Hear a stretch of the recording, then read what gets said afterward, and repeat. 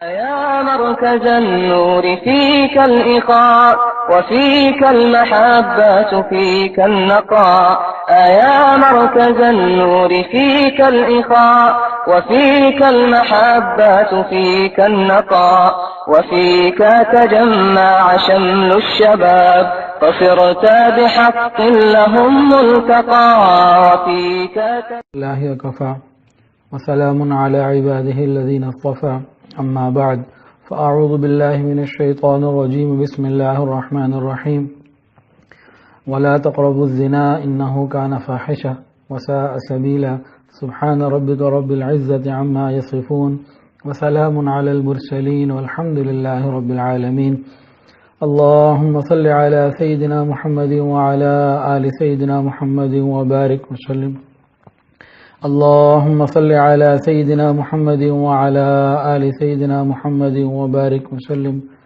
اللهم صل على سيدنا محمد وعلى آل سيدنا محمد وبارك وسلم. آیت مبارکہ جو پڑھی گئی قرآن مجید کی، اس میں اللہ پاک فرماتے ہیں وَلَا تَقْرَبُوا الزِّنَا، کہ اے ایمان والو تم زنا کے قریب بھی مت جاؤ. ولا کی لا کے اندر ہر وہ چیز شامل ہو جاتی ہے جو انسان کو زنا کے قریب کرے، وہ موسیقی ہو، وہ مکس گیدرنگ ہو، وہ بے پردگی ہو، لباس کا صحیح حیا کے مطابق نہ ہونا ہو، یا کوئی بھی دوسری بات، یا موبائل کا استعمال، انٹرنیٹ کا ایسا استعمال، کوئی بھی ایسی چیز جو انسان کو اس گناہ کے قریب کرے گی، وہ ولا تقربوا الزنا کی لا میں آ کے منع ہو جائے گی، رکنا پڑے گا. آج جو باتیں کرنی ہیں اہم بھی ہیں اور حالات کے مطابق ان کو سمجھنے کی بھی ضرورت ہے، لیکن یہ فائدہ کن کو دیں گی؟ جن کے سینوں کے اندر دل ہے. ان فی ذالک لمن کان لہ، جن کے اندر دل ہے، لمن کان لہ قلب، جن کے اندر دل ہے ان کو یہ فائدہ دیں گے. اور اگر سینوں میں سل ہے تو پھر فائدہ نہیں دیں گے. آج کل نوجوان بچے بچیاں جب بڑے ہونے لگتے ہیں، یہ ہمیشہ ہی کی بات ہے کہ جب بچے اور بچیاں بڑے ہو جائیں اور بلوغت کے قریب یا بالغ ہو جائیں، پھر ان کی سوچ بدلنی شروع ہوتی ہے، ان کی جسمانی ضروریات کچھ اور بڑھ جاتی ہیں. پہلے تو کھانا پینا، کھیلنا، پڑھنا یہ چیزیں تھیں، لیکن بالغ ہونے کے ساتھ ساتھ اب کچھ اور تقاضے بھی انسان کے جسم کے اندر داخل ہو جاتے ہیں. ماں باپ بوڑھے ہو چکے ہوتے ہیں، ان کے اندر وہ کیفیات اس درجے کی نہیں ہوتی. وہ اپنے آپ کو جس طرح ٹھنڈا محسوس کر رہے ہوتے ہیں، وہ یہ سمجھتے ہیں بعض مرتبہ کہ ہمارے بچے بھی ایسے ہی ہے، لیکن ایسا ہوتا نہیں ہے. شریعت نے اس کا بہترین حل بتایا. وہ کیا حل ہے؟ فرمایا کہ جیسے ہی بچی کے جوڑ کا رشتہ مل جائے فوراً اس کی شادی کر دو. یہ اتنا خوبصورت حل ہے کہ یہ بہترین حل ہے. آگے اس کے مطابق آگے باتیں آتی جائیں گی. ماں باپ اگر بوڑھے ہو گئے اور ان کے جذبات اگر ٹھنڈے ہو گئے، نوجوان کے تو ٹھنڈے نہیں ہیں، اور نوجوان بیٹا ہو یا بیٹی، اگر اس نے کوئی گناہ کیا، والدین کو مکمل گناہ میں شریک، والدین کو مکمل گناہ ملے گا. ان کو الگ ملے گا، والدین کو الگ ملے گا. آج کل بالغ ہونے کے بعد 10 سال، 12 سال، 15 سال تک شادی نہیں ہو پاتی. ہر طرف بے پردگی، ہر طرف گناہ کا ماحول. اپنے اندر سے اٹھنے والے طوفان تو الگ ہیں، باہر سے آنے والی گناہوں کی اتنی دعوتیں ہیں کہ بالغ ہونے کے بعد سے لے کے 28-30 سال کی عمر شادی ہونے تک پاک دامن رہنا یہ بہت مشکل کام ہے. حضرت جی فرماتے ہیں کہ یا تو پاک دامن وہ رہے گا جو پاگل ہوگا، یا پھر وہ رہے گا جس کے دل میں خوف خدا ہوگا. اگر عورت کی بات کریں بچیوں کی، تو وہ پاک دامن رہے گی جو ولیہ ہوگی یا پھر غبیہ ہوگی. غبیہ کسے کہتے ہیں؟ جو پاگل سی ہو، اس کو سمجھ ہی نہ ہو. ورنہ ان حالات میں جس آدمی کے اندر شعور ہے اور اس کی ذہن ٹھیک ہے، ہر چیز ٹھیک ہے، گناہوں سے بچنا یہ بہت مشکل ہے، انتہائی مشکل ہے.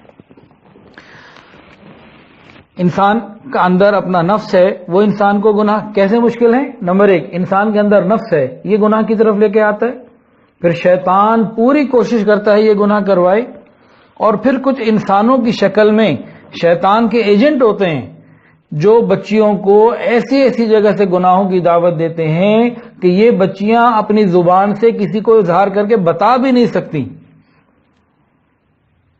جو حالات ہمارے پاس آتے ہیں وہ ہم بیان بھی نہیں کر سکتے۔ اگر ایک دفعہ بیان کر دیا نا تو آپ لوگوں نے کیا کہنا ہے کہ یہ شخص بہت ہی بے حیا اور بے شرم ہو چکا۔ صرف وہ حالات جو ہمیں پیش آتے ہیں، جو سننے میں آتے ہیں، وہ اگر سنا دیے جائیں، وہ بھی نہیں سنا سکتے۔ اپنے ارد گرد کے حالات، کہاں کہاں سے بچیوں کو گناہوں کی آفر آتی ہے۔ قریبی محرم رشتہ دار، قریبی غیر محرم رشتہ دار، کلاس فیلوز، کزن، یہ کسی کو بتا بھی نہیں سکتی۔ بتانے میں کیا ہوتا ہے کہ خاندانوں میں لڑائیاں شروع ہونے کا امکان ہوتا ہے تو خاموشی اختیار کر لی جاتی ہے۔ بچیوں کو یہ بات سمجھانے کی ضرورت ہے کہ مردوں کا جہاد میدان جنگ میں اور آپ کا جہاد اپنے گھر میں اپنی عزت و ناموس کی حفاظت کرتے ہوئے۔ آج ماؤں کو چاہیے کہ اپنی بچیوں کو اس بات کی تربیت دیں، انہیں سمجھائیں تمہاری زندگی میں ایمان کے بعد اگر کوئی قیمتی چیز ہے وہ تمہاری عزت اور ناموس ہے، اور یہ بھی بتانے کی ضرورت ہے کہ دنیا کا ہر غیر محرم اس سے اپنی عزت اور ناموس کو بچانا ہے۔ اور یہ بات بھی بچیوں کو بار بار سمجھانی چاہیے کہ عورت کی، دلہن کی، بیوی کی ہر غلطی معاف کی جا سکتی ہے، کردار کی غلطی کبھی معاف نہیں کی جاتی۔ یہ کوئی معاف نہیں کرتا کردار کی غلطی، تو ہمیں کردار کو بنانے کی ضرورت ہے۔ لہذا نوجوان بچی کے لیے اس کا زندگی کا سب سے بڑا کام اپنی عزت اور ناموس کی حفاظت کرنا۔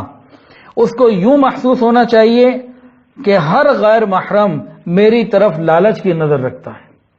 اس میں بہت زیادہ احتیاط کی ضرورت ہے، احتیاط میں مبالغے کی ضرورت ہے۔ یہ سوچنا چاہیے کہ ہر غیر محرم میری طرف بری نیت رکھتا ہے، مجھے اپنے آپ کو بچانا ہے۔ جس طرح ڈرائیور جب گاڑی چلاتا ہے نا تو اپنی گاڑی کو بھی بچاتا ہے، دوسرے کی گاڑی کو بھی بچاتا ہے۔ وہ یہ نہیں کہ میں نے غلطی نہیں کی تو کوئی بات نہیں، لیکن اگر دوسرے نے غلطی کی تو گاڑی تو ہماری ایکسیڈنٹ میں جاتی ہے نا، تو دونوں طرف کو وہ دیکھ رہا ہوتا ہے۔ اسی طرح عورت کو چاہیے کہ وہ ہر غیر محرم کو یہ محسوس کرے کہ یہ اس کے اندر کہیں نہ کہیں کوئی بری خواہش ہو، مجھے اس سے اپنے آپ کو بچانا ہے۔ ایک نابینا کا واقعہ حضرت جی نے سنایا۔ رات کو کسی وقت میں نا نابینا پانی لینے کے لیے چلا، گھڑا اس میں ہاتھ میں پکڑ لیا، جہاں اس نے پانی بھرنا تھا پانی بھرا۔ یہ جو نابینا ہوتے ہیں نا، یہ اللہ کی شان ہے، اپنے اندازے سے چل رہے ہوتے ہیں۔ ان کے لیے دن میں بھی اندھیرا ہوتا ہے، ان کے لیے رات میں بھی اندھیرا ہوتا ہے۔ ان کو نہ دن میں سورج کی روشنی کام آتی، نہ رات کو چراغ کی روشنی کام آتی، ان کا ایک اپنا انداز ہوتا ہے۔ اب وہ اپنے اندازے سے چلتا ہوا گیا، پانی کا گھڑا بھرا۔ اب گھڑا بھرا تو ساتھ اس کے بعد چراغ تھا، وہ اس نے روشن کیا۔ اب گھڑے کو اس نے جو سر پہ رکھا ہے جیسے بھی رکھا، اور ساتھ چراغ روشن کر کے چل رہے۔ کسی نے کہا جناب یہ آپ کیا کر رہے ہیں؟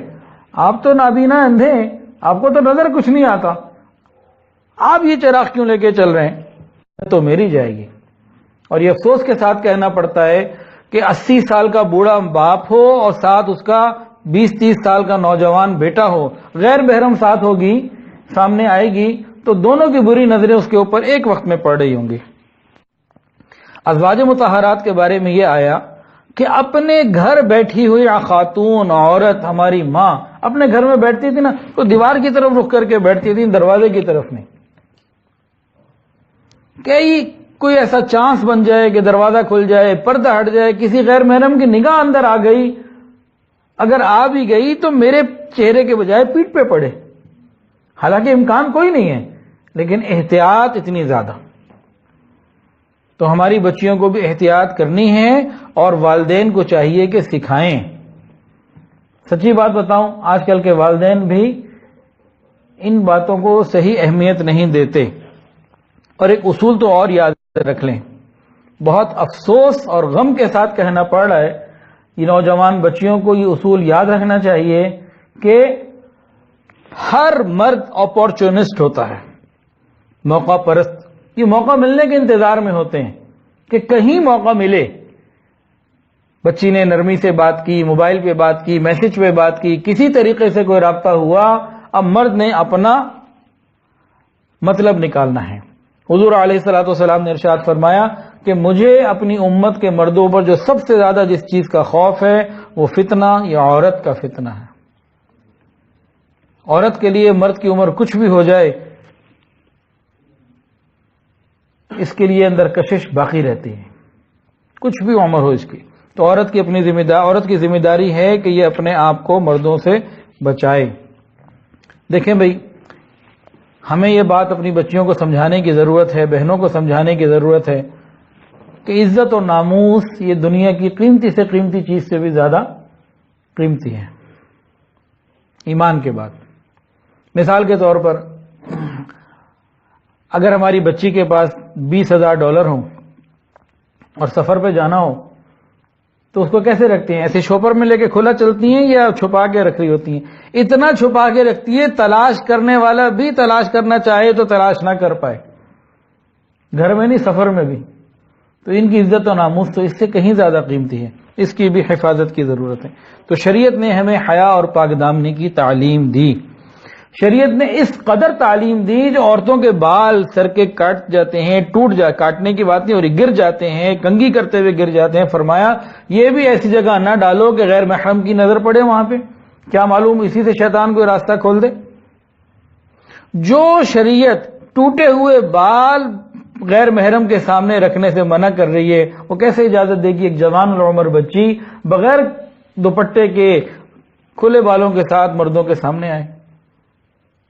ماشاءاللہ آپ لوگ بیٹھے ہیں، آپ نے مردوں کے جنازے بھی پڑھے ہوں گے اور عورتوں کے بھی. ایسا ہوا کبھی اتفاق کسی عورت کا جنازہ پڑھنے کا؟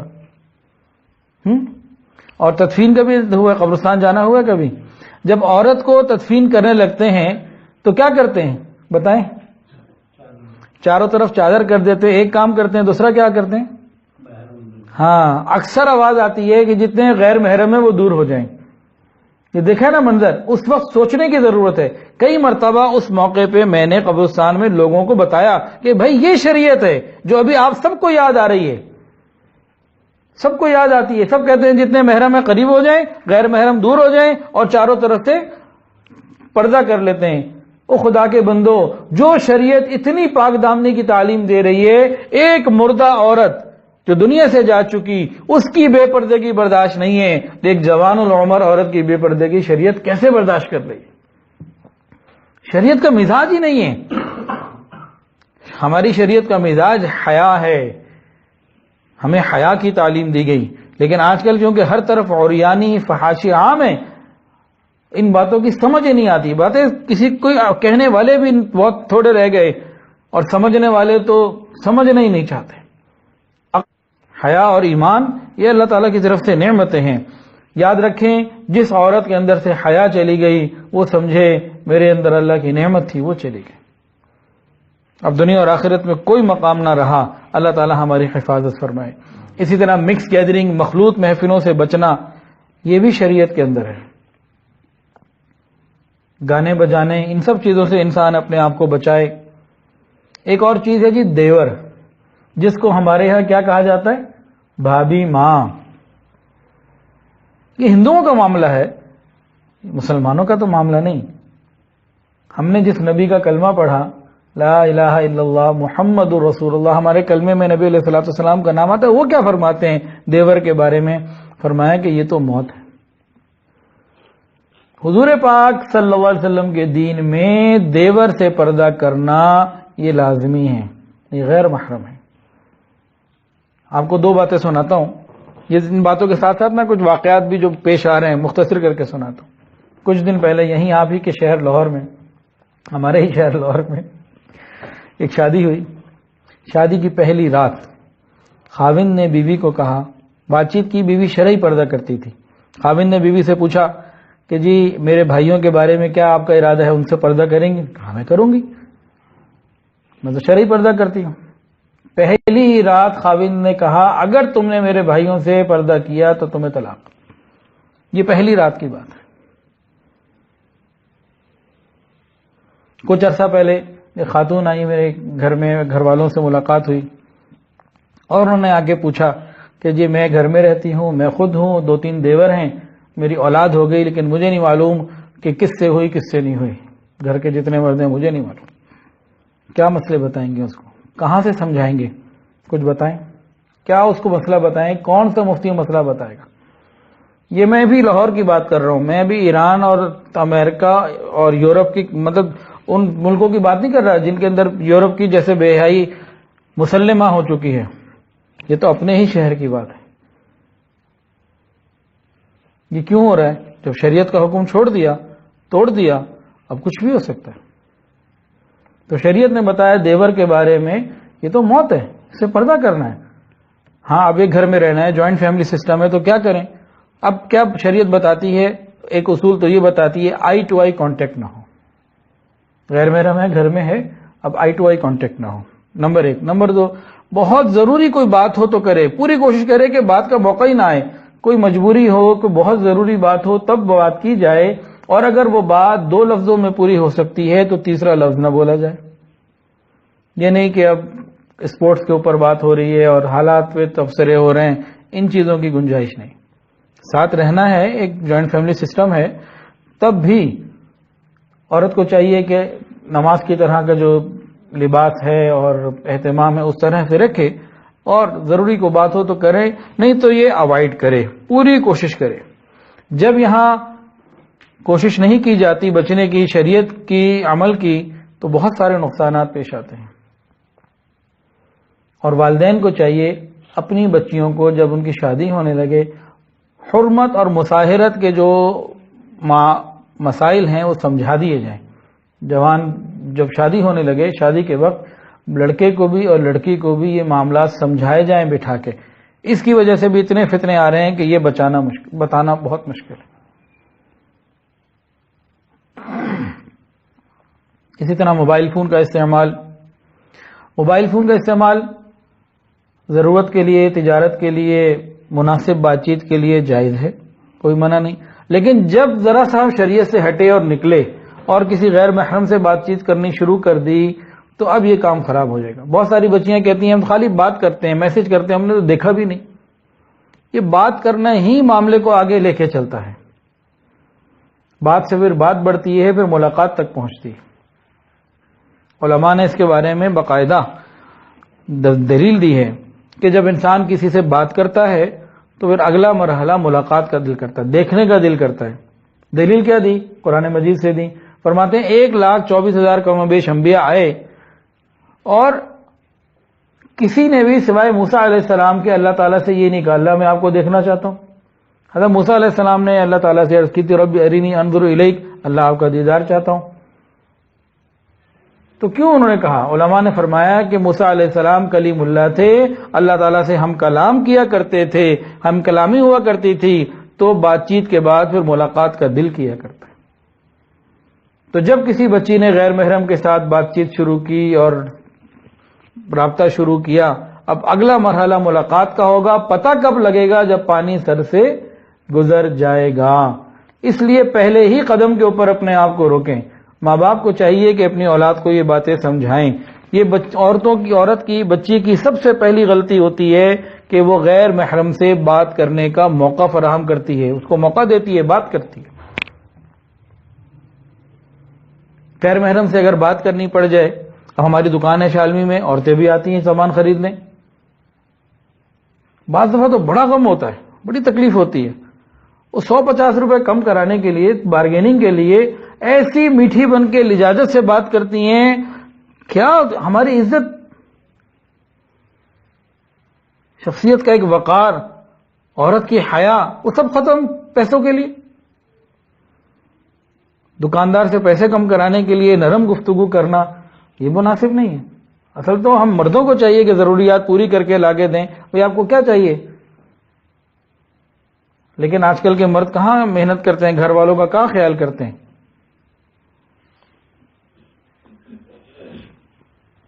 تو انتہائی غلط انداز سے بعض دفعہ گفتگو سامان میں پیسے کم کرانے کے لیے کرتے ہیں۔ بھئی وہ غیر محرم ہے، اس کے اندر ایک نفس ہے، وہ آپ کی طمع کرنے لگے گا۔ کیسے بات کی جائے؟ غیر محرم سے ایسے بات کی جائے جیسے ہم کسی اجنبی سے بات کرتے ہیں. جب ہم کسی سے ناراض ہوتے ہیں نا تو بس پھر روکھی سوکھی بات کر کے چھوڑ دیتے ہیں. تو آج ہم یہ ارادہ کر لیں کہ ہم غیر محرم سے اللہ کے لیے ناراض ہو چکے. ہم غیر محرم سے اللہ کے لیے ناراض ہو چکے. خود قرآن میں اللہ تعالیٰ نے فرمایا فَلَا تَخْضَعْنَ بِالْقَوْلِ کہ نرم گفتگو نہ کرنا. فَيَطْمَعَ الَّذِي فِي قَلْبِهِ مَرَضٌ دلوں کے بھید جاننے والے پروردگار فرماتے ہیں کہ تم نے اگر نرم بن کے گفتگو کی تو جن مردوں کے دلوں میں روگ ہوگا، مرض ہوگا، تمہاری طمع کرنے لگیں گے. یہ قرآن ہے. اور آج کل کے مردوں میں روگ ہے.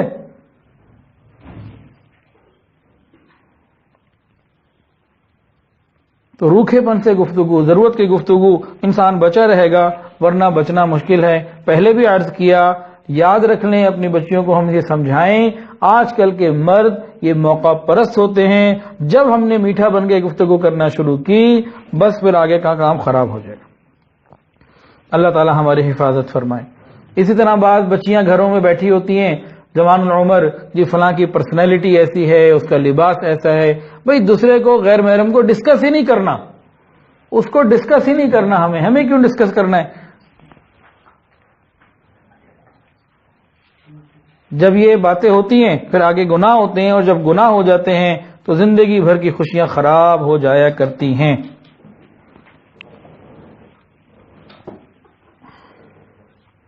انسان اگر پاک دامنی کی زندگی گزارے تو اللہ رب العزت کی طرف سے اتنے انعامات ملتے ہیں کہ دنیا اور آخرت میں عزت عطا فرماتے ہیں. ایک حدیث کے اندر آتا ہے کہ کسی مرد کو کسی عورت نے یا کسی عورت کو کسی مرد نے جب گناہ کی دعوت دی، مفہوم عرض کر رہا ہوں، گناہ کی دعوت ملی اور اس نے منع کر دیا کہ میں اللہ سے ڈرتا ہوں یا اللہ سے ڈرتی ہوں، اللہ رب العزت اس منع کرنے والے کو قیامت کے دن اپنے عرش کا سایہ عطا فرمائیں گے.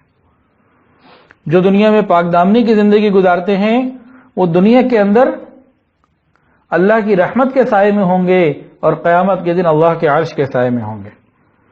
اب ایک بات اور سمجھ لیجئے، پردہ کرنا کیوں ضروری ہے؟ ایک تو شریعت کی باتیں ہیں نا، اس کے معاملات ہیں، لیکن اب دو باتیں آپ کو بتا رہا ہوں ایک ایک کر کے کہ پردہ کرنا اور بھی زیادہ کیوں ضروری ہے. ایک تو شریعت کا حکم ہے، اس سے ہٹ کے اگلی بات ہو رہی ہے. توجہ کے ساتھ یہ بات سنیں. اللہ رب العزت نے ہر چیز کا ایک کوٹا سسٹم بنا دیا. ہمارے سانس کتنے ہیں اس کا ایک کوٹا ہے. میں نے پانی کے کتنے گھونٹ پینے ہیں اس کا ایک کوٹا ہے. روٹی کے کتنے لقمے کھانے ہیں اس کا ایک کوٹا ہے. مرغی کا گوشت کتنا کھانا ہے اور بکرے کا کتنا کھانا ہے، گائے کا کتنا کھانا ہے، اونٹ کا کتنا کھانا ہے. جو بھی انسان دنیا میں آتا ہے اپنا مقدر نصیب رزق لے کر آتا ہے، لکھوا کے لاتا ہے اور لکھا ہوتا ہے. یعنی اس کو ہم کوٹا سسٹم کہہ لیں. ہر آدمی اپنا کوٹا وغیرہ کر کے چلا جاتا ہے جو اس کے مقدر میں ہوتے ہیں. بالکل اسی طرح یہ جو جنسی ملاپ ہے، یہ جو جسمانی ملاپ ہے مرد عورت کا، میاں بیوی کا، یہ بھی ایک کوٹا ہے. اس کی بھی ایک تعداد ہر آدمی کے مقدر میں ہے کہ بھئی اس کی تعداد اتنی ہے. اگر کسی نے بے پردگی کی اور یہ بڑھتی چلی گئی گناہوں کی طرف اور یہ عمل، یہ کوٹا حلال کی جگہ حرام سے پورا کرنا شروع کر دیا، تعداد تو وہی رہے گی. ہوگا کیا؟ شادی کے بعد انسان پریشانی کا شکار ہو جائے گا. کتنی عورتیں کہتی ہیں، کتنے مرد آتے ہیں کہتے ہیں اس قسم کی باتیں جو کھول نہیں سکتے کہ جب آپ نے کہیں اور حرام طریقے سے اپنی لذت کو اور اپنے کوٹے کو پورا کرنے کی کوشش کی، اب حلال سے پھر اللہ محروم کر دیتے. میرے ایک حدیث یاد آ رہی ہے، نبی علیہ الصلوۃ والسلام جب معراج پہ تشریف لے گئے تھے تو وہاں دیکھا کہ کچھ امت کے لوگ ایسے ہیں ان کے سامنے حلال پاکیزہ چیزیں موجود ہیں، ادھر توجہ نہیں کرتے اور غلاظت والی چیزیں کھا رہے ہیں. تو پوچھا یہ کیا ہے؟ تو یہی بتایا گیا تھا نا کہ گھر میں بیوی موجود ہوتی ہے، جوان بھی ہوتی ہے، خوبصورت بھی ہوتی ہے، لیکن ادھر توجہ نہیں ہوتی، توجہ کہیں اور ہوتی ہے. کہ حرام کی جب لذت پڑ جاتی ہے تو گھریلو زندگی تباہ ہو جایا کرتی ہے.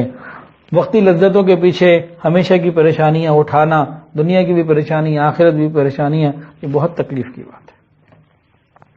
ایک تو یہ کوٹا سسٹم والی بات ہم سمجھیں. دوسرا ایک معاملہ اور بھی ہے. میڈیکل سائنس یہ بتاتی ہے کہ انسان کو نا لڑکے کو 15-16 سال کی عمر میں بالغ ہونا چاہیے. 13-14 سال کی عمر میں وہ فنکشن شروع ہوتا ہے, بلوغت کا پروسیس جو ہے وہ شروع ہوتا ہے. 1.5-2 سال میں وہ سارا پورا ہو جاتا ہے. وہ کیا ہے؟ ڈاکٹرز یہ بتاتے ہیں کہ انسان کے دماغ کے اندر ایک حصہ ہے ہائپوتھیلیمس اس کو کہتے ہیں. جب انسان پیدا ہوتا ہے اس کے ساتھ ہوتا ہے. چلتے چلتے وقت گزرتا رہتا ہے, انسان حیا والی, پاک دامنی والی, خیر والی زندگی گزار رہا ہوتا ہے. جب 13-14 سال کی عمر میں ہوتا ہے تو اس وقت تک وہ معاشرے کے اندر اتنا اپنے آپ کو لے کے آ چکا ہوتا ہے کہ اس کو ایسی باتیں جو پوشیدہ ہیں معلوم ہونا شروع ہو جاتی ہیں. جب وہ پوشیدہ باتیں اسے معلوم ہونا شروع ہو جاتی ہیں تو یہ سگنل ملتے ہیں ہائپوتھیلیمس کو. وہ یہ محسوس کر لیتا ہے کہ یہ بندہ باشعور ہو رہا ہے, میچور ہو رہا ہے, اب مجھے اپنا کام شروع کرنا ہے. اس کو سگنل ملتے ہیں, وہ بلوغت کے ہارمون ریلیز کرنا شروع کرتا ہے. اور یہ ہارمون جب ریلیز ہونا شروع ہوتے ہیں, ہوتے 1.5-2 سال کے عرصے میں یہ نوجوان بچہ بالغ ہو جاتا ہے. کیسے بالغ ہوا؟ کہ جب اس کو سگنلز ملے, پوشیدہ باتوں کے اس کے اندر شعور آ گیا. اب پاکدامنی کا ماحول ہو, لباس ماؤں کے ٹھیک ہوں, بہنوں کے ٹھیک ہوں, گھروں میں لباس ٹھیک ہوں, ماحول باہر لباس ٹھیک ہو, پاکدامنی ہو, تو یہ 13-14 سال کی عمر میں شروع ہوگا, 15-16 سال کی عمر میں مکمل ہو جائے گا. اس کی انتہا دیکھیے, امام اعظم امام ابو حنیفہ رحمۃ اللہ علیہ کے پاس ایک نوجوان آیا, یہ ٹین ایجر, اور آگے سوال کی حضرت کیا مرد اور عورت کی جسمانی ساخت میں کوئی فرق ہوتا ہے؟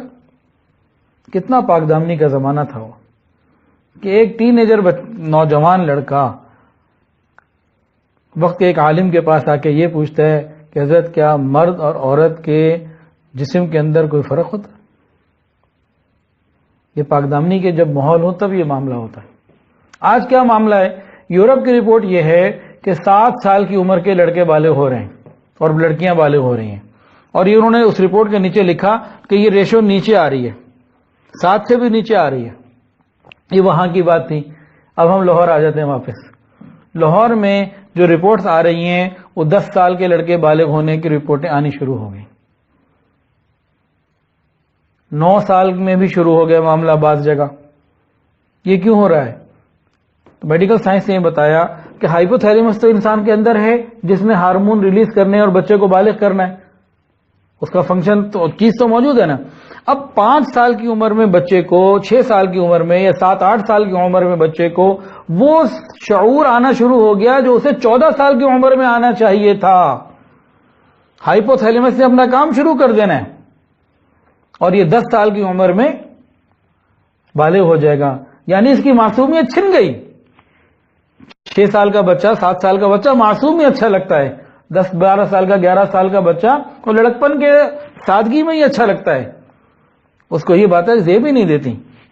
ایک تو نقصان کیا ہوا, ہم نے اس کی معصومیت چھین لی, اس کا بچپنا چھین لیا, اس کو بہت جلدی بڑا کر دیا. دوسرا معاملہ کیا ہوگا؟ دوسرا معاملہ یہ ہوگا کہ اب ہر طرف اس کی ماں کا لباس, اس کی بہنوں کا لباس, شادیوں میں لباس, ارد گرد کا ماحول, ہر طرف سے گناہوں کی دعوت.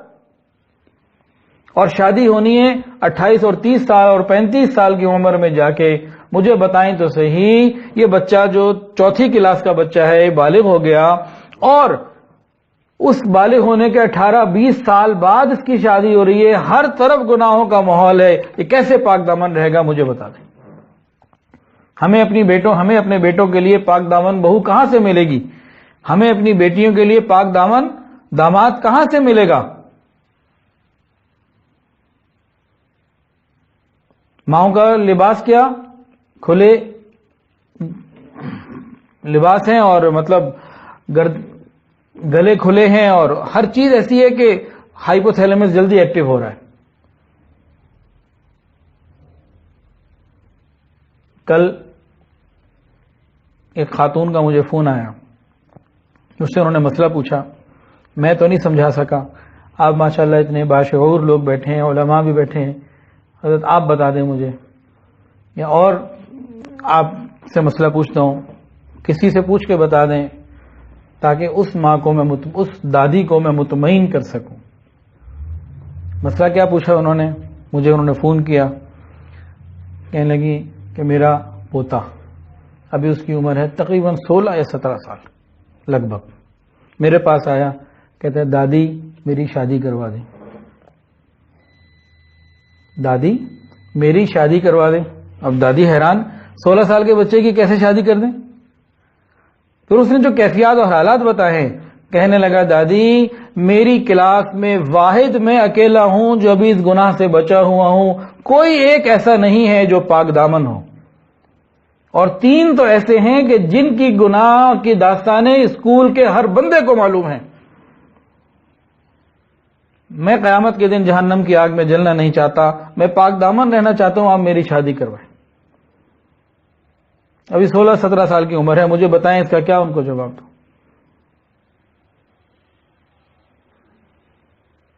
جب ہر طرف گناہ کا ماحول ہوگا کیسے بچیں گے؟ اب جواب تو ہم نے یہی دیا کہ بھئی ان سے کہیں روزے رکھیں, کثرت کے ساتھ روزے رکھیں. لیکن کب تک؟ ایک آدمی کو بھوک لگی ہوئی ہے, دیکھیں بھئی آپ کو بھوک لگے, آپ میرے پاس آئیں, مجھ کو وظیفہ دے دیں, بھوک بڑی لگتی ہے. میں کہوں گا اچھا بھئی سورہ فاتحہ پڑھیں 100 دفعہ. آپ چلے جائیں گے 100 دفعہ پڑھ کے پھر واپس آ جائیں گے, بھوک تو ختم نہیں ہوئی. تھوڑی دیر کے لیے دماغ ادھر ادھر ہوا تھا, پھر بھوک لگ گئی, اب کیا کروں؟ اچھا بھئی 100 دفعہ سورہ اخلاص بھی پڑھ کر آئے. اچھا بھئی 100 دفعہ سورہ اخلاص بھی پڑھ لی, اب کیا کروں؟ ابھی بھی پھر بھوک لگ گئی. اچھا 100 دفعہ درود شریف پڑھ لیں. یہ کب تک چلے گا؟ یہ نہیں چلے گا. 2 روٹی کھلا دیں بھوک ختم ہو جائے گی. اب انسان کے جسم کو ایک چیز کی ضرورت ہے, اس کا علاج فقط شادی ہے. اور اگر شادی نہیں کریں گے تو کون بچے گا؟ جس کے اندر خوف خدا ہوگا, قیامت کے دن کا خوف ہوگا, وہ بچے گا, ورنہ بچنے والا تو کوئی نہیں. 16 سال کے بچے کی وہ دادی کہیں رشتہ لے کے جائے, اس ہمارے معاشرے میں کون دے گا؟ تو ان نوجوانوں کو پاک دامن رکھنا کہ ہمارے معاشرے کی ذمہ داری نہیں ہے. اسی طرح ایک نوجوان میرے پاس آیا, اس کی عمر 17 سال, بیت ہوا, حالات اس نے بتائے. حالات بتانے کے بعد کہنے لگا ہفتہ بمشکل گزرتا ہے, میں اپنے اندر کی خواہش پوری کرتا ہوں. اور غریب آدمی, کوئی ایسا نہیں ممی ڈیڈی گروپ کا ہو, بڑی اس کی گاڑیاں ہو, غریب آدمی, اور انڈر میٹرک ہے ابھی. میں نے اس سے پوچھا, یا اس نے خود بتایا کہ جی گھر میں ہمارے یہاں پردہ تو ہے نہیں, تو بس ماما چاچا تایا کے گھروں میں مجھے سب میرا کام ہو جاتا ہے. میرے اندر بھی گناہ کی طلب, ادھر بھی گناہ کی طلب, ماں باپ کو ہمارے پتہ ہی نہیں ہم کیا کر رہے ہیں. یہ سب کچھ ہو رہا ہے. یہ سب کچھ کیوں ہوگا؟ اسی لیے ہو رہا ہے کہ ہم نے شریعت کو پوری طرح پیچھے چھوڑ دیا. بازار کے کھانے اور یہ ساری چیزیں, یہ سب تکلیف کا ذریعہ. ایک بات اور جو ہمیں اپنی بچیوں کو سمجھانے کی ضرورت ہے, مجھے تو دن رات یہ مسائل پیش آ رہے ہیں. کل بھی ایک خاتون نے UK سے فون کیا اور کہنے لگی کہ مجھے کسی نے نکاح کی بات کر کے اور میرے ساتھ وہ سب کچھ کر لیا جو نکاح کے بعد ہوتا ہے. ایک دفعہ اس نے کئی مہینے پہلے کیا یا کئی سال پہلے, اب پھر میرے ساتھ یہی ہو گیا. نہ نکاح اس نے پہلے کیا نہ اب کیا. اتنے یہ معاملات پیش آ رہے. اس میں ایک اصول ہے, عورتوں کو چاہیے کہ وہ توجہ سے سنیں.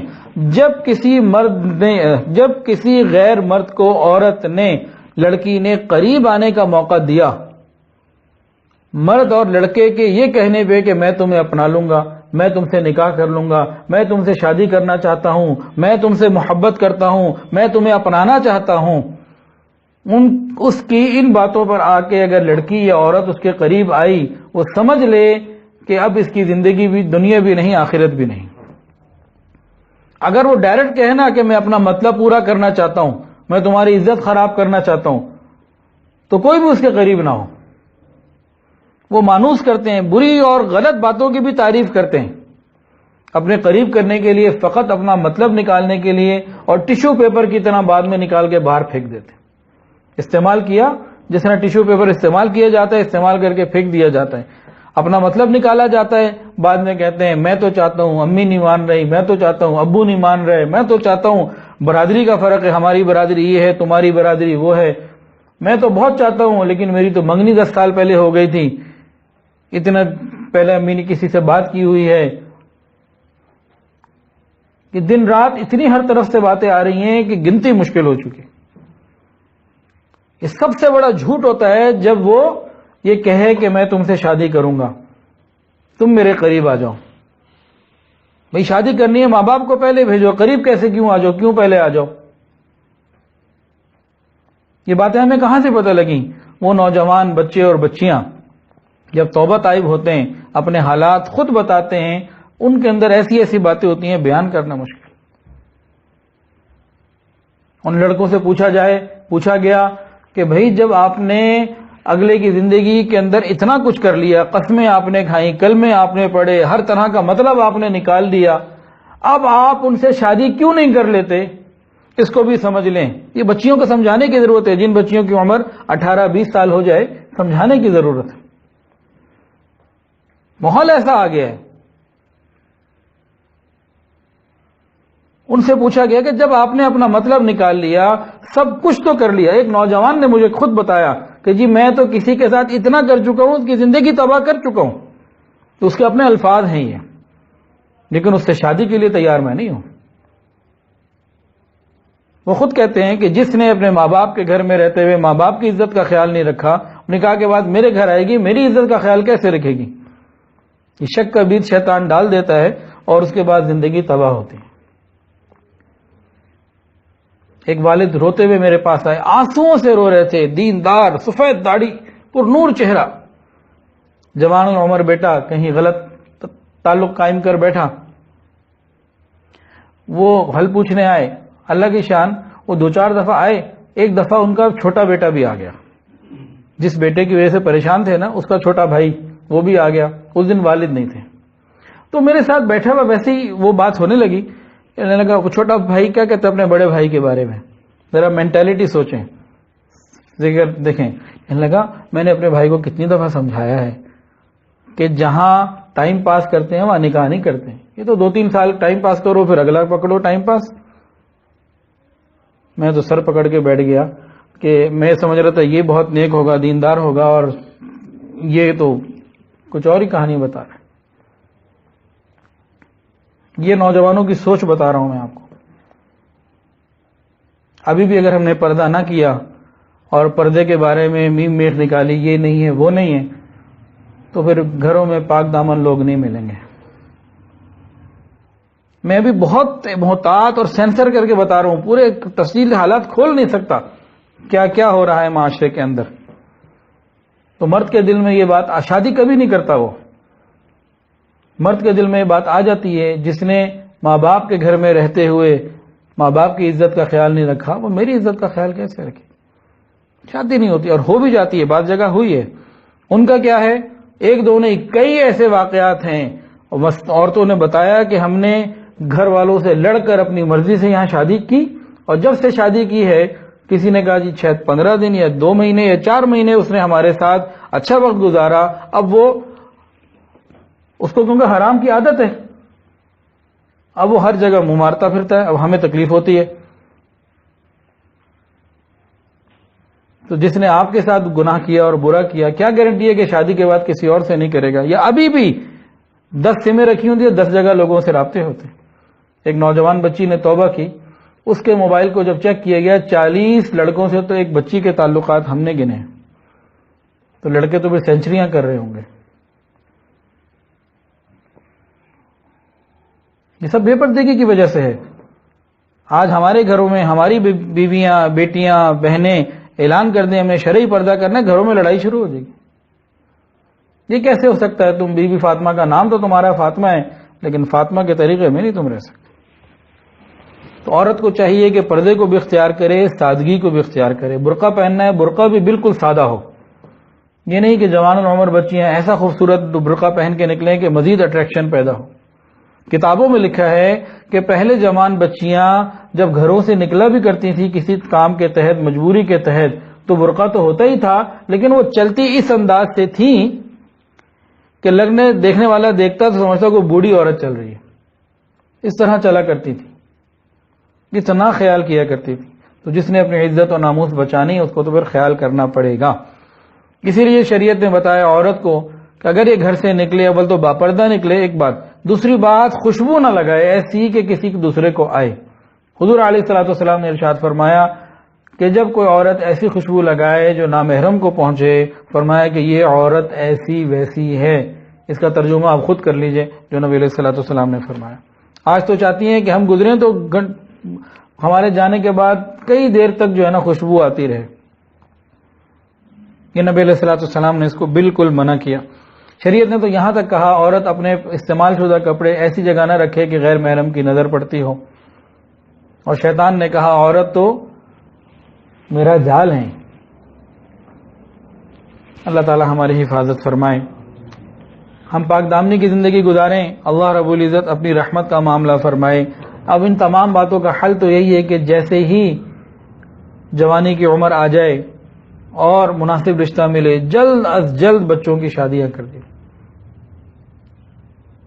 اس سے بہتر طریقہ جو خود اللہ اور اس کے نبی نے بتایا, اسے اور اچھا کوئی طریقہ ہو نہیں سکتا. ماں باپ بوڑھے ہو چکے ہوتے ہیں, ان کے جذبات ٹھنڈے ہوتے ہیں, بچوں کو بھی ہلکا لے رہے ہوتے ہیں اور یہ بڑی تکلیف ہوتی ہے. اور جن کی شادی ہو چکی ہے وہ بچے اللہ کا شکر ادا کریں اور اپنے گھروں میں اپنے خاوندوں کے ساتھ مخلص رہیں. کسی غیر محرم دوست, خاوند کے بھائی, کسی سے رابطہ رکھنے کی کوئی ضرورت نہیں. اس انداز سے آتے ہیں کہ بعد میں بڑی پریشانیاں کھڑی ہو جاتی ہیں. اللہ تعالی ہماری حفاظت فرمائے. موسیقی کے بارے میں انشاءاللہ اگلے جلد ہی اس کے اوپر پورا ایک بیان ہوگا, لیکن موسیقی کے بارے میں ایک حدیث سن لیجئے. حدیث کے اندر آتا ہے موسیقی سننے سے دل کے اندر اس گناہ کی خواہش ایسے پیدا ہوتی ہے جیسے بارش کے برسنے سے زمین میں سبزہ اگاتا ہے. کوئی زمین ہو وہاں بارش برسے تو سبزہ اگاتا ہے کہ نہیں اگاتا؟ اگتا ہے نا. اسی طرح گانا سننے سے, میوزک سننے سے دلوں کے اندر یہ خواہش پیدا ہوتی ہے. یہ گانا سننے والا لڑکا یا گانا سننے والی لڑکی, یہ گانا سننے کے بعد جو دل میں جذبات پیدا ہوتے ہیں, یہ جذبات اپنے باپ کو بتا بھی نہیں سکتے, کسی شریف آدمی کو بتا بھی نہیں سکتے, وہ جذبات پیدا ہوتے ہیں. نبی علیہ الصلوۃ والسلام نے ہمیں خبر دے دی, ہمیں چاہیے کہ ہم اس کو مان لیں. شریعت نے پاک دامنی کی تعلیم دی. ایک مرتبہ نبی علیہ الصلوۃ والسلام کی مجلس ہے. نبی علیہ السلام نے پوچھا سب سے بہترین عورت کون ہے؟ تو علی رضی اللہ عنہ نے سوچا کہ میں بی بی فاطمہ سے جا کے پوچھوں.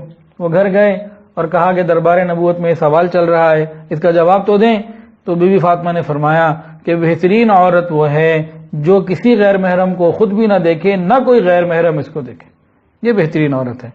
یہ بی بی فاطمہ رضی اللہ تعالی عنہا جو حضور صلی اللہ علیہ وسلم کی بیٹی ہیں, شریعت کو نبی علیہ الصلوۃ والسلام سے خود سیکھا, نبی علیہ السلام کے مزاج کو سمجھنے اور جاننے والی ہیں. وہ کیا فرما رہی ہیں کہ بہترین عورت وہ ہے جس نے کبھی کسی غیر محرم کو نہ دیکھا اور نہ کوئی غیر محرم اس کو دیکھے. حضرت علی رضی اللہ عنہ تشریف لائے اور نبی علیہ الصلوۃ والسلام کو جب بتایا, نبی علیہ الصلوۃ والسلام خوش ہو گئے. فرمایا فاطمہ تو میرے جگر کا ٹکڑا ہے. یہ کس کی بات سنائی آپ کو؟ نبی علیہ السلام کی بیٹی کی. اب بیوی کی بھی سن لیں. مسند احمد کی روایت ہے, بی بی عائشہ صدیقہ رضی اللہ تعالی عنہا, اس کا مفہوم اس طرح سے بنتا ہے, فرمانے لگی کہ نبی علیہ الصلوۃ والسلام کی جب وفات ہو گئی اور اللہ رب العزت کے پاس چلے گئے, آپ کی قبر مبارک میرے کمرے میں, میرے حجرے میں بنی.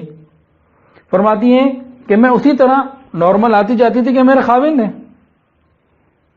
پھر کہنے لگی کہ حضرت ابوبکر صدیق رضی اللہ تعالیٰ عنہ کا جب انتقال ہوا, ان کی قبر بھی حجرے میں بن گئی, تو میں اسی طرح آتی جاتی تھی کہ ایک میرے والد اور ایک میرے شوہر ہیں.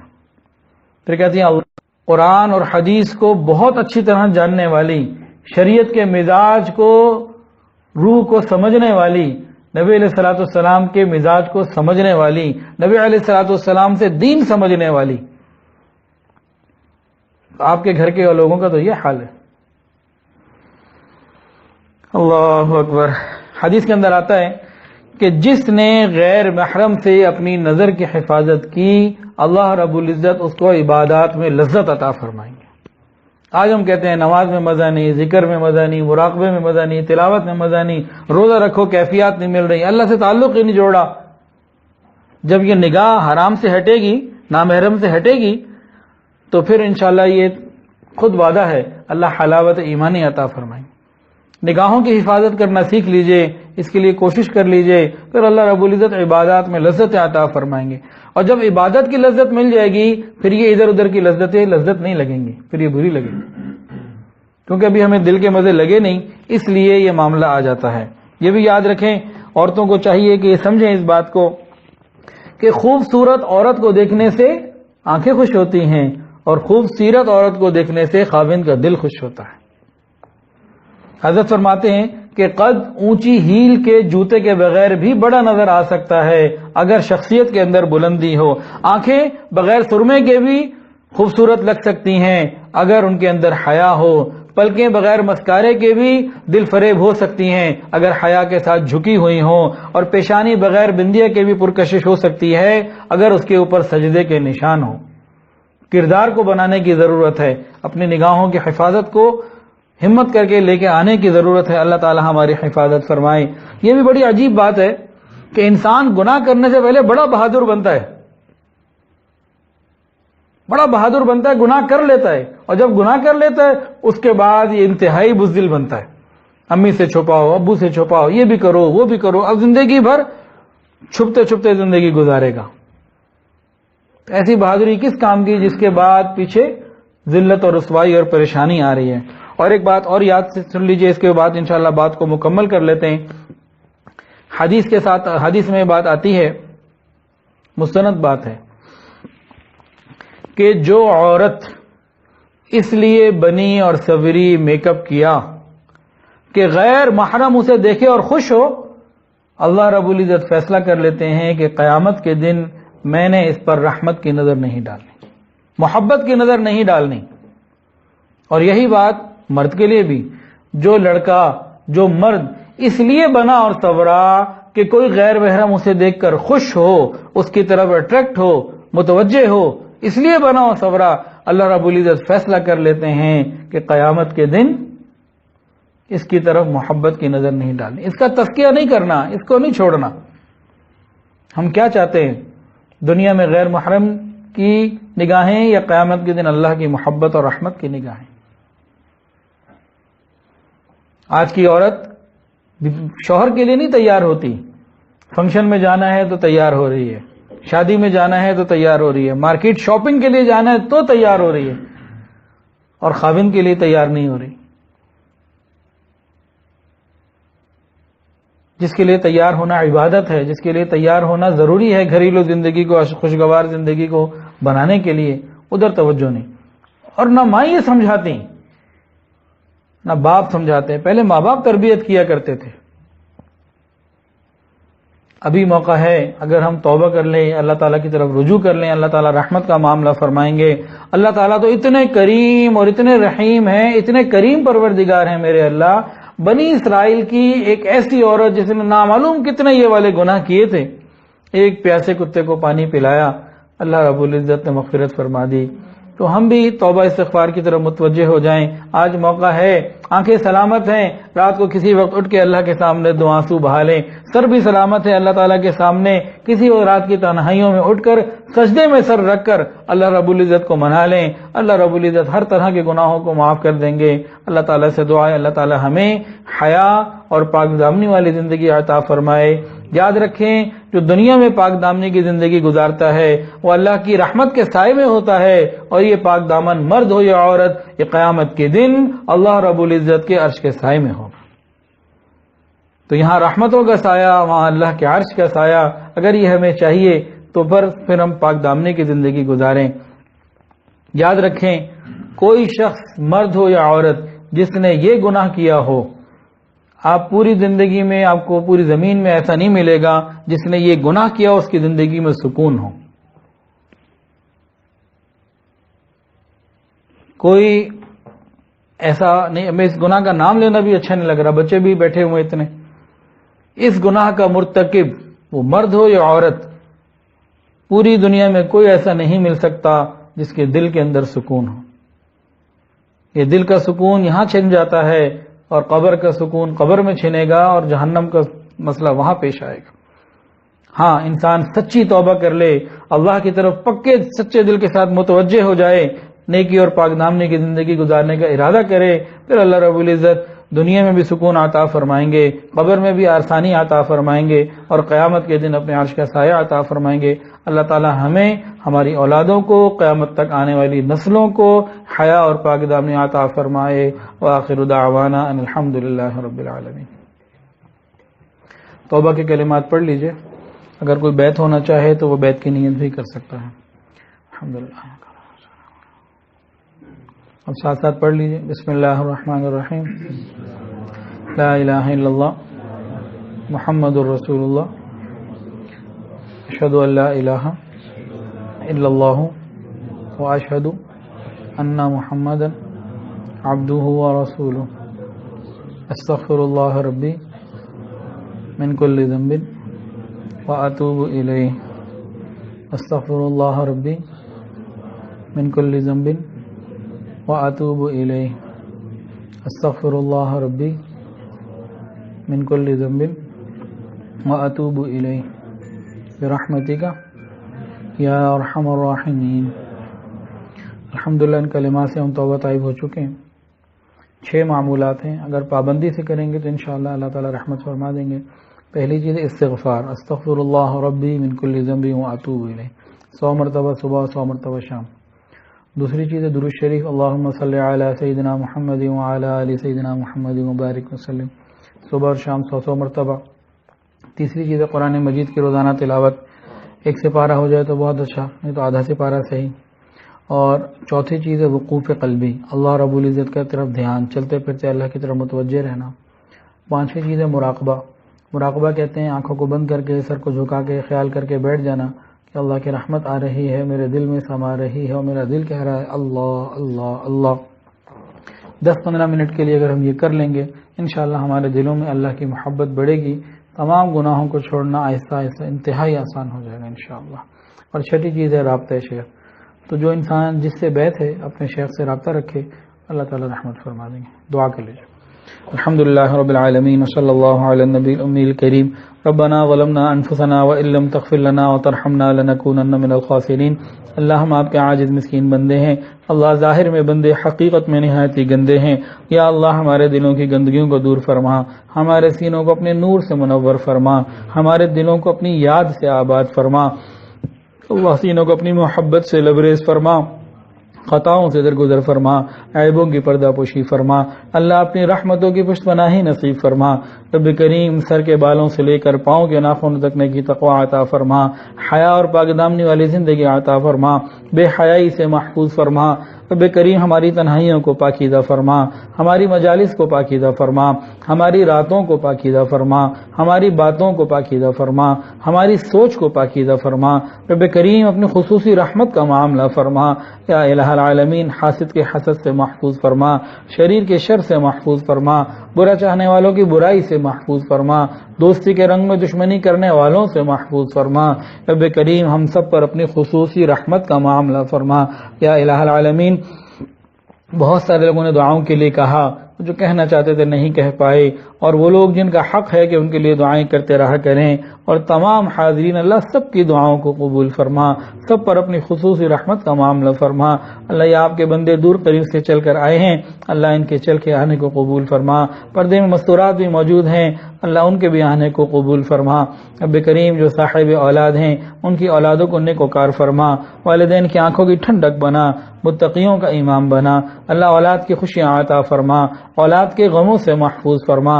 اللہ جن کی اولاد جوان ہو چکی قدردان رشتے عطا فرما، والدین کے لیے فرائض نبھانے آسان فرما. رب کریم ہماری ان دعاؤں کو اپنی رحمت سے قبول فرما. رب کریم ہمیں بار بار حج اور عمرے کی توفیق عطا فرما، اپنے گھر کی حاضری عطا فرما.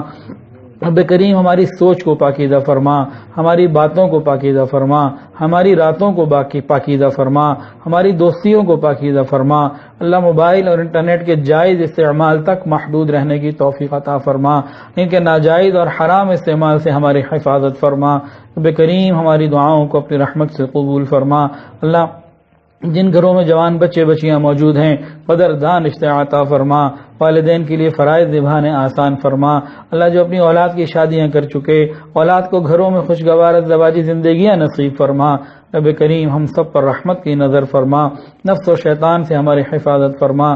رب کریم پوری امت کی حفاظت فرما، ہمارے تینوں حرم کی حفاظت فرما، رب کریم دعوت اور تبلیغ کے کام کی حفاظت فرما، جہاں اللہ اللہ تو ان خانقاہوں کی حفاظت فرما، تمام مساجد مدارس مراکز عربیہ کی حفاظت فرما، اقامت دین کی کوششیں کرنے والوں کی حفاظت فرما، رب کریم پوری امت کی حفاظت فرما، یا الہ العالمین ہمیں دین کی صحیح سمجھ عطا فرما، دین پر چلنا ہم سب کے لیے آسان فرما، اللہ امت میں جہاں جہاں مسلمان پریشان ہیں اللہ ان کی پریشانیوں کو دور فرما، اللہ کشمیر میں، فلسطین میں، عراق میں اور اب شام میں صبح شام یا اللہ دن رات معصوموں کا قتل ہو رہا، شہید ہو رہے، اللہ شام والوں کی بھی مدد فرما، پوری امت کی مدد فرما، اللہ اپنی خصوصی رحمت کا معاملہ فرما، یا الہ العالمین جو مانگا عطا فرما، جو مانگنا چاہیے تھا نہیں مانگ پائے وہ بھی عطا فرما، رب کریم اپنی شان کے مطابق عطا فرما، اللہ ہمیں حیا اور پاک دامنی والی زندگی نصیب فرما،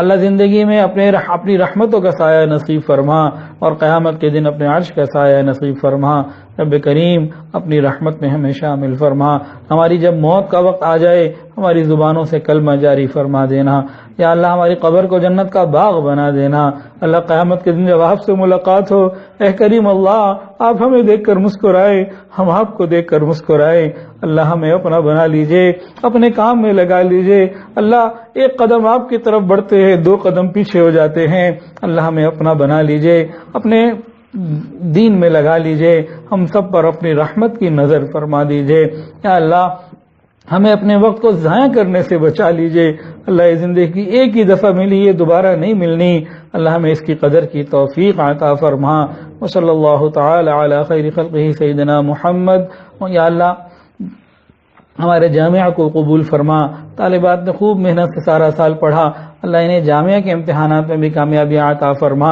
اور آگے آنے والے فاق المدارس کے امتحانات میں بھی نمایاں کامیابی عطا فرما، اور اصل امتحان تو تقوی کا ہے جو دلوں کا آپ لیتے ہیں، اللہ اس میں بھی کامیابی ہم سب کو نصیب فرما، یا اللہ جو فاق کے امتحان دینے والے ہیں یا دنیا میں جتنے بھی عصری اداروں میں امتحانات ہو رہے ہیں، روز میسیجز آ رہے ہیں، اللہ سب کو کامیابی عطا فرما، وصلی اللہ تعالی علی خیر خلقہ سیدنا محمد وعلی آلہ واصحابہ واہل بیتہ اجمعین، آمین یا رب العالمین، آمین برحمتک۔